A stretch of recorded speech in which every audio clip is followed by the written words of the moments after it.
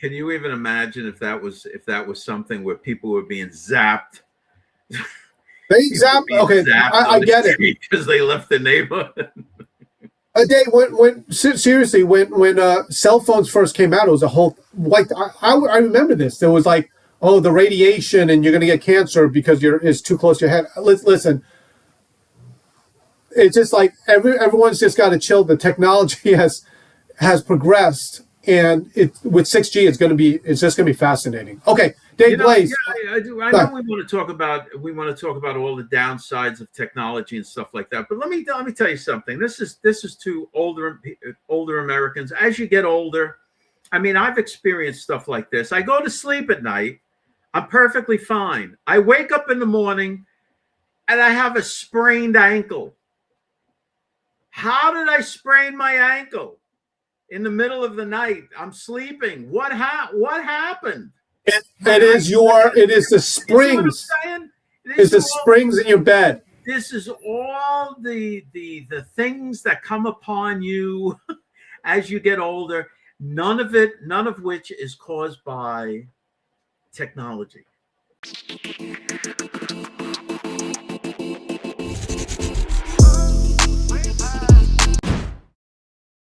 All right, Dave Blaze, getting ready for some time off this week, or what are we doing? Oh, no, dude. I know it's Christmas week, but so much stuff is going on. And we've got breaking news about the coming 6G. Now, 6G won't be officially here until about 2028, 2030, but all the machinations are in place. The Trump administration's moving forward with it. This is the next level, my young friend. Right, and if I could tell everyone, on last month's issue, by the way, the new issue is already coming out here. By the way, just everything is smooth on our end. The printer, a little bit, some of them are a little bit away for Christmas break, but want to let everyone know that the issue before we talked about 6G, right? Yeah. So issue 38 with Washington on the cover, the Fear of the Lord issue. Right. So the president of the United States, Donald Trump, just did a memorandum like yesterday on 6G, kind of like gearing up for it. So, but we talked about it a whole month ago. Dave, are you able to reveal anything? Because I know that your other company, Blaze Web Services, is involved in this somehow. I don't know how much you could tell us. Well, let me just put it to you this way. We know that Google, that was behind Android, right? Google was behind Android. They were the money behind Android. Now, Android is an open operating system, right? So it's open sourced and so on. But Android is everywhere. It's on your phones. It's on your tablets. It's in the car. It's on your refrigerator. It's in your coffee maker. It works your lock on the front door if you so choose. It's everywhere. What Google is now doing, I'll get to 6G in a second. What Google is now doing is they're taking Android and putting it on the desktop. So you're going to have desktop personal computers that will have Android on it that will work like Windows or Mac. It'll be on laptops. It'll be on convertibles and so on. And then that is the prelude to when 6G comes in, because 6G is going to be able to utilize all of these new devices that are part of this new Android operating system. Okay, I'm just going to go. Well, hold on. I'm going to go there from woo-woo land here, because when 5G first, we'll get there. Now the thing is, why governments are racing to 6G is this reason, is because it will also afford greater surveillance capabilities. Right. Now that's my point. That there's some people, when 5G came out, they're like, stay away from 5G, is going to melt your brain or whatever with the towers. Okay. At this point, no one's been melted with 5G, but like with 6G, you're going to have those people that say, hey, this is another surveillance state with everything. I mean, wouldn't it be a gigantic negative to people?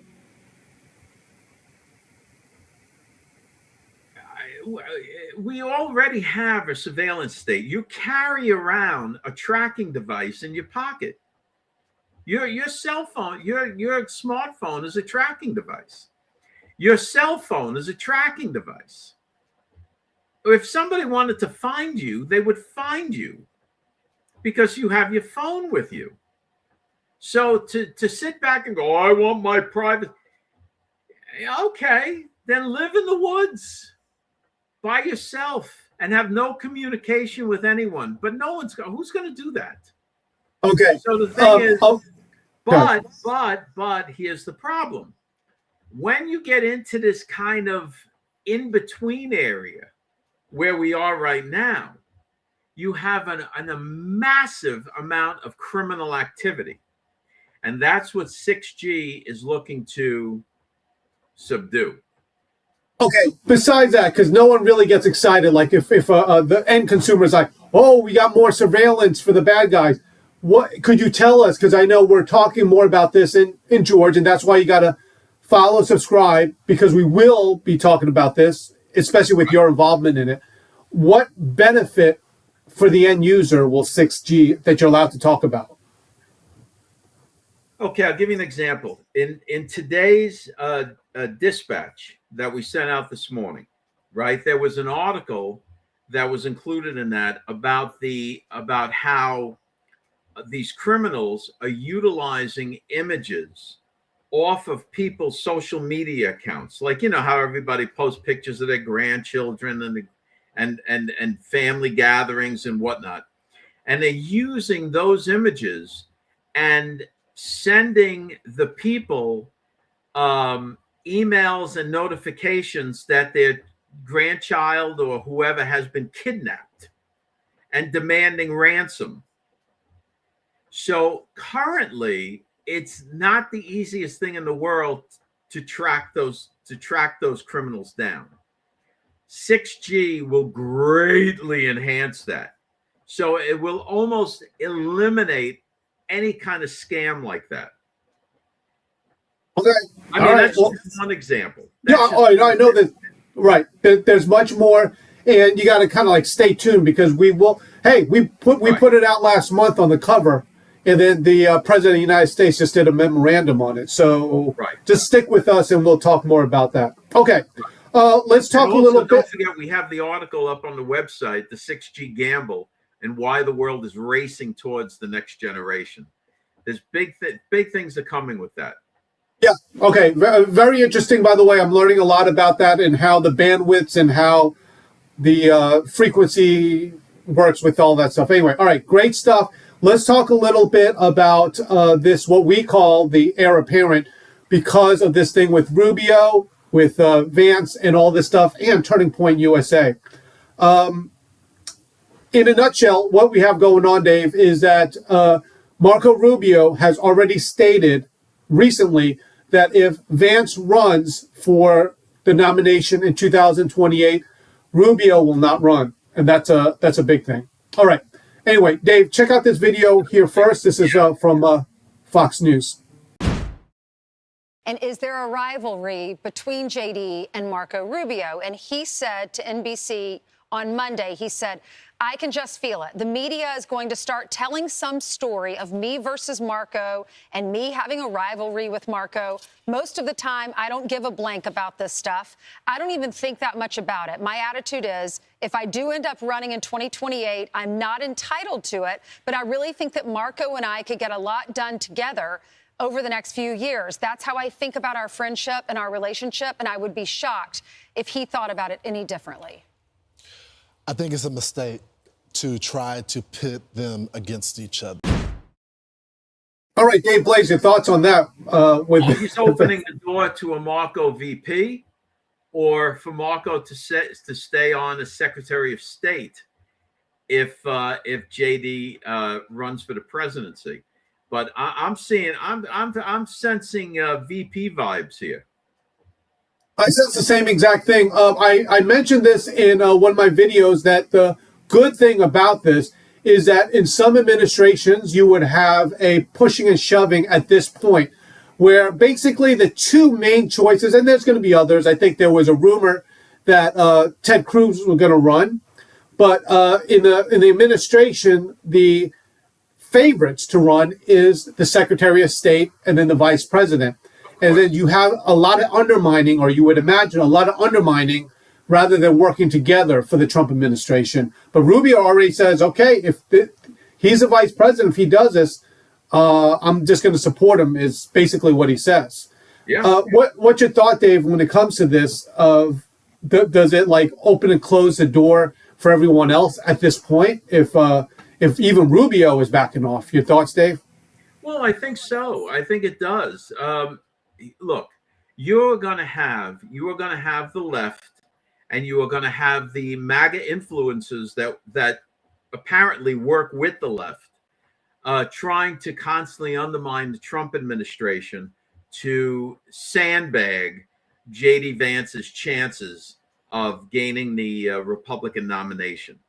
But I think they'll overcome that easily, and they come in 2028 that Vance will be the Republican nominee with, I'd like to see it. I like Marco Rubio. I think Rubio would be a good choice to be VP. So Okay. it's a younger team, it's like a younger team. Right. And okay, now here's the monkey wrench, so to speak, in all of this, and bringing it out, that Turning Point USA with Erica Kirk, I believe it's all but given her her endorsement, or the Turning Point USA. He's the de facto leader now that Charlie Kirk is not there. So you see a lot of pushing and shoving with this, that they're trying to, or people discrediting Erica Kirk and all this stuff. But it's because, all right, go ahead. That's right. And that's the whole thing. When after the disastrous, horrible death of Charlie Kirk, there are certain elements of the MAGA faction, of the far right, the crazy people, that they wanted to take it over. They wanted to take Turning Point USA over. But what happened was Erica stepped up and into the role of leadership and basically boxed them out. So now they're trying to take Turning Point USA down by disparaging them. They're making fun of Erica Kirk. I mean, it's disgusting what's going on. But what we know is that Turning Point USA is a good organization, and Erica, I think you're going to say, gave her endorsement to J.D. Vance. Right. So here's the thing. A reminder for everybody, right? When it comes to the primary, choose whoever you want to choose. It doesn't matter. It's whatever you want. But the thing is, Turning Point USA is so powerful because they have the infrastructure to go into all these voting age young people that are conservatives, and basically they can move the election one way or the other, because they're all doers and not just keyboard warriors. No offense to keyboard warriors, but they're actually out there registering people to vote, talking about it, and they have all these chapters all over the country in a demographic that normally would be, how can I say this, a liberal demographic. And so whoever controls that, which is at this point Vance, through that, they have the best chance. And so those who are closed out of the administration right now are thinking, well, we're going to be closed out now for another 6 years if Vance gets in. All right. So, and if Vance gets in, let me tell you something. As this progresses and Vance gets stronger and so forth, the people that have been boxed out now, they have zero chance of getting in. Right. And you have to remember this with when it comes to Vance and all this. Listen, nobody is spoon feeding and saying, okay, because this is Trump, now you have to go this way. Trump didn't weigh in on anything. We do like the process of the primary and so forth. What you have to watch for, we've always said it, is that after the primary battle is over, the ones that take the ball and their marbles and leave the room and say, well, I'm not even going to support anyone. Remember, it was even Donald Trump who pledged that if he was not the candidate, this is back in 2016, he pledged to support whoever was a Republican for the sake of it, right? But then you have people that say, oh, okay, if Vance comes in, he's so horrible that I can't vote at all, and that harms everyone. So Yeah, I don't think you're going to have that, Gene. I think that the conservatives and the Republicans, and also the rational factors within the MAGA movement, and we're part of that, are we're getting back to our senses and realizing that a lot of these whacked out conspiracy theories, mostly started by essential oil salesmen, are that it's just not our cup of tea anymore. Everything that they're spouting off is not. It never happened. It's not happening, and that's why with George Magazine, what you and I have done, and George Magazine, is put forth real information and things that people can verify, and then when they happen, we get stronger. right, okay, everyone, stick around. When we come back, we're going to talk about this Bush faction, this so-called former establishment faction, how they come into play with this, and how all of this comes together, because basically everyone's already looking forward to 2028. Anyway, stick around. American Pulse Podcast is coming back. It was my mom that taught me all about the stock market, about mutual funds, individual stocks, what to look for. All of this stuff I learned and passed it on to my children. But here's the thing, when it comes to cryptocurrency, what am I going to do? Take advice from my children? So that's why George Magazine came up with the Complete Crypto Playbook, a simple way with all of these topics to help you understand all the nuances of the cryptocurrency. So simple that you could even explain it to others. So here's the thing, understand the difference between a hot wallet and a cold wallet. What about all these different coins? All of these things come into play in an easy to read and comprehensive playbook when it comes to crypto. So check it out. Go to georgemagazine.com and buy and download your crypto playbook today.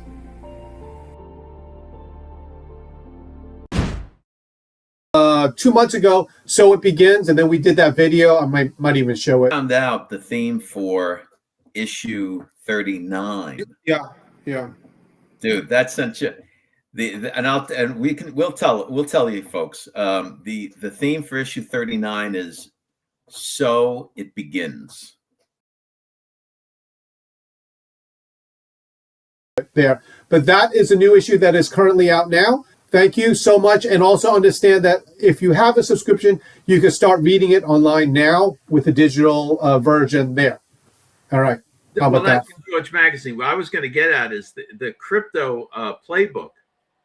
We put that out, but as everybody knows, the situations and the news and the progression with cryptocurrencies is always advancing. So we have set up an updates feature where you can also subscribe to updates every month, and you're gonna get 2 updates per week sent to you that will be available to you. 2 updates per week on that crypto book. So this is an ongoing thing because we're on top of it.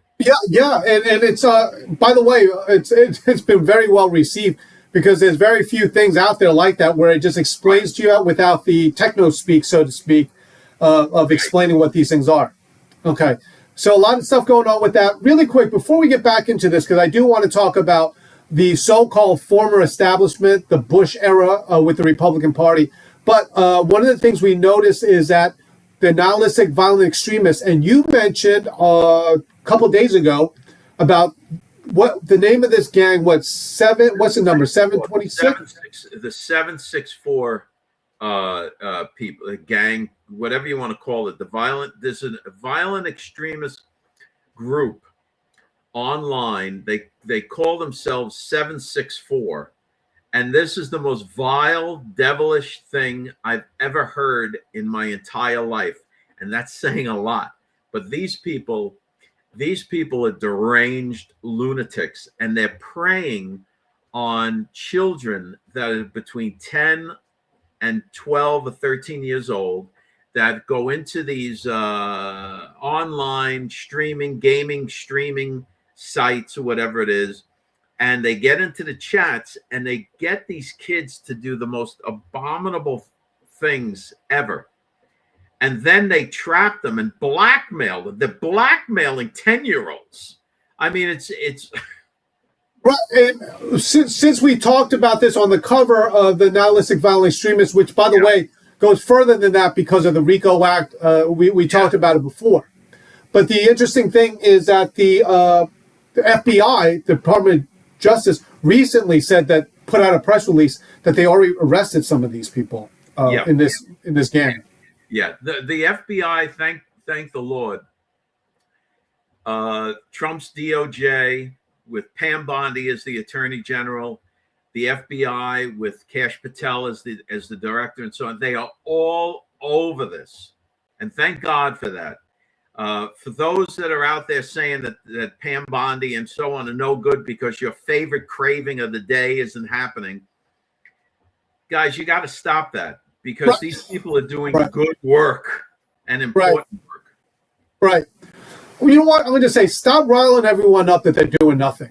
Okay, I get it that you want people arrested, your favorite people to hate arrested. I get it. Okay, but when someone's doing really good work here and they're talking about how many children that they saved, at least do this. Yes, they're doing great work over here. Just say it. Just say it so you don't rile everyone up that they're doing nothing, because that's not true. Right. So whatever it is that they're doing, fine. If you want them to do something, you have to understand that they need the evidence to do that. You can't just say, "Oh, the evidence is right there. Why don't they do it?" Everyone I don't like is Hitler, and everything I don't agree with is rigged. Yeah. Stop it. Stop already. Those days are gone. Don't wait. Trump is in charge. He's in charge of Bondi. If he wanted her out, he could get her out, but he doesn't want to get her out. So whatever it is, Trump is in charge. Just face it. They're not behind the scenes with Susie Wiles against Trump. But I know they're trying to paint that picture that that's what's happening, but it's not true. He's totally in charge. So just blame Trump and get it over with. And see how many people still follow you, because there's a lot of people that follow Trump. And that's the problem. And even Don Jr. had to come out and say, look, nobody understands what Susie Wiles is protecting my father and so forth and so on. He wrote a big, long post online, several of them, about how much of a help Susie Wiles is to his father. And for these people, that because their thing of the day isn't happening, then everything is no good because their thing is not happening. And that's just childish. They're acting like little children, and it's going along with this. The one big thing that we this time around have never experienced as so-called MAGA Nation conservatives or whatever, we have never been the establishment. And quite frankly, we are the establishment now, or at least Trump, I should say, MAGA Nation is. Trump's in charge. He has the House and the Senate. So the old establishment is the Bush era establishment. And the more everyone pushes or damages Trump, it allows him to come back in.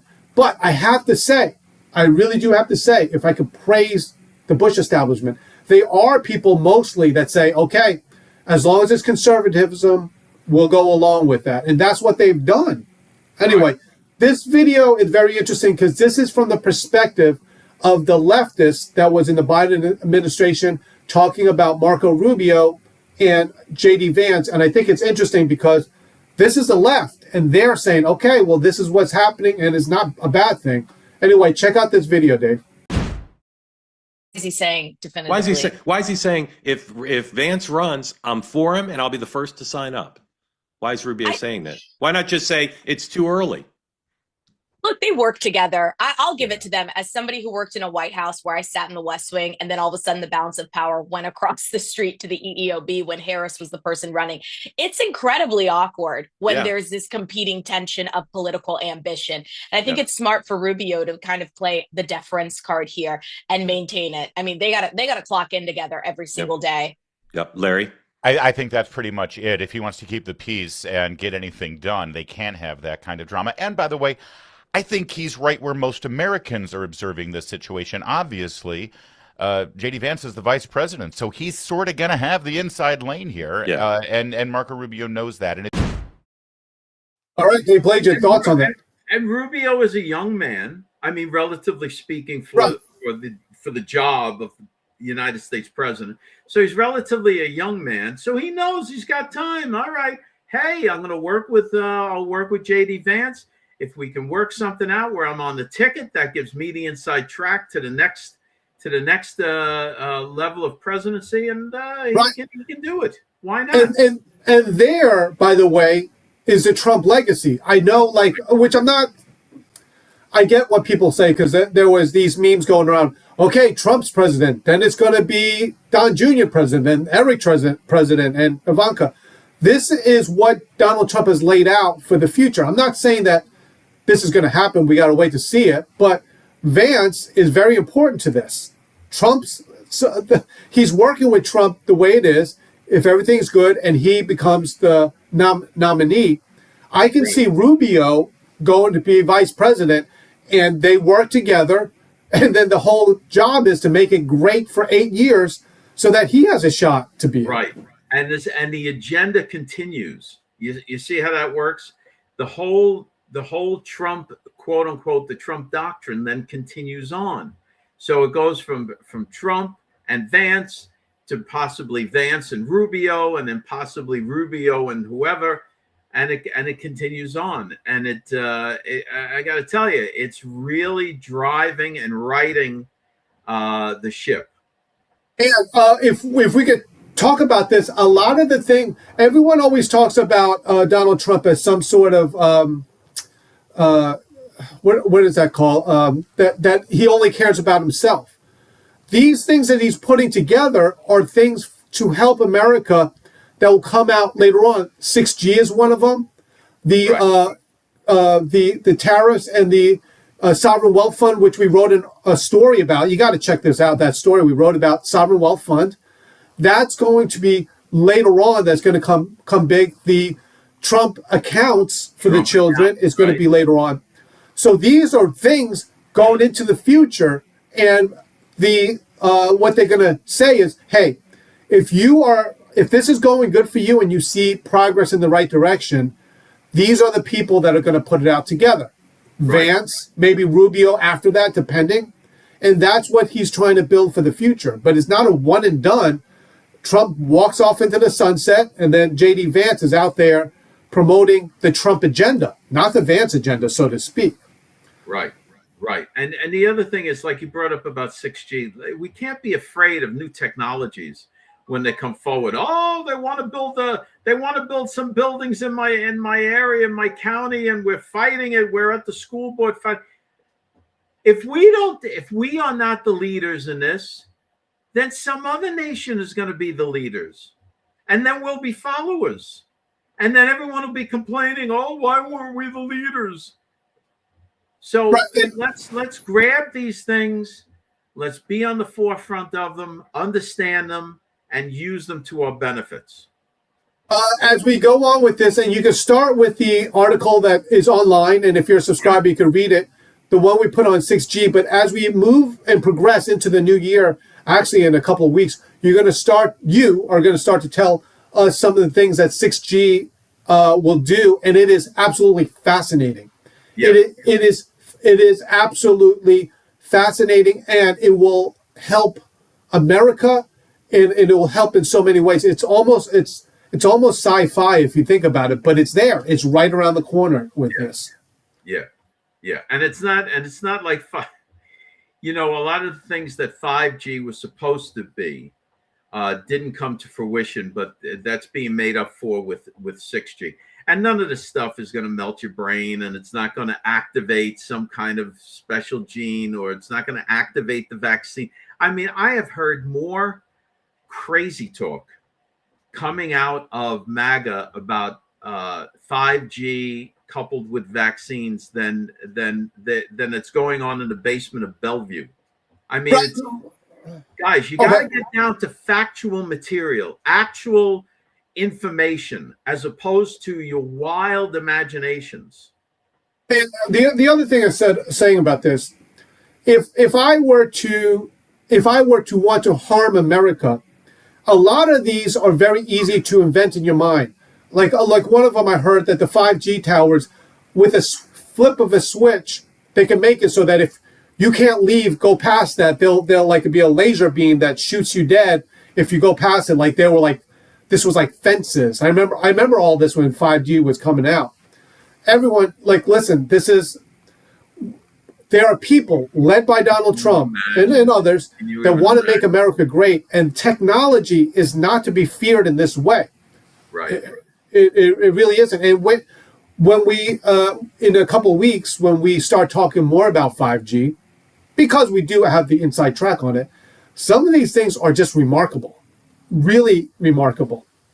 So anyway, how's that for a teaser? All right. I gotta tell you, can you even imagine if that was something where people were being zapped? They zapped. Okay, I get it because they left the neighborhood. All right, everyone, thank you so much for joining us once again. You're watching the American Pulse podcast, and we will see you next week.